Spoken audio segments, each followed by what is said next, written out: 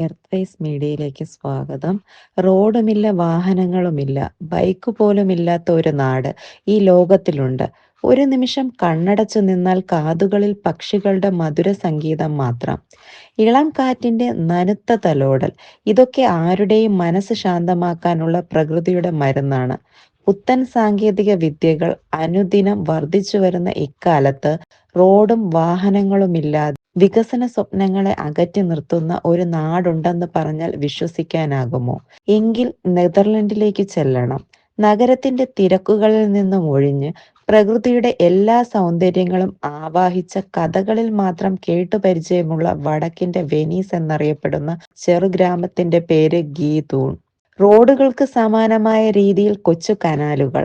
കനാലുകൾ ചെന്നെത്തുന്നത് വലിയൊരു തടാകത്തിൽ.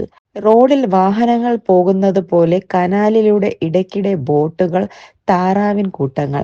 സമീപത്തായി പച്ച പരവതാനി വിരിച്ച പുൽമേടുകൾ. തൊട്ടു പിന്നിൽ ചുറ്റുമതിലോ ഗേറ്റുകളോ ഇല്ലാത്ത 17-ാം നൂറ്റാണ്ടിലെ മാതൃകയിലുള്ള കൊച്ചു വീടുകളും.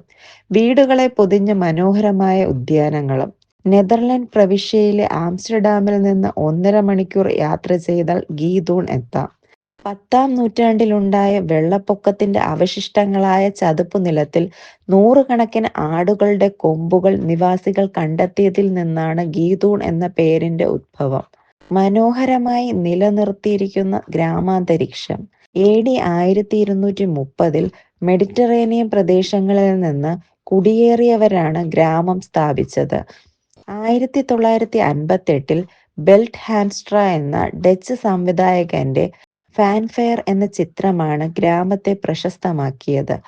ലോകത്തിന്റെ വിവിധയിടങ്ങളിൽ നിന്ന് ഗീതൂണിന്റെ സൗന്ദര്യം ആസ്വദിക്കാൻ ആയിരക്കണക്കിന് സഞ്ചാരികൾ എത്തുന്നു. പ്രകൃതിയുടെ നീരുറവകളായി തോന്നിക്കുന്ന കനാലുകളിലൂടെയുള്ള ബോട്ടിംഗ് ഇവിടുത്തെ പ്രധാന ആകർഷണമാണ്.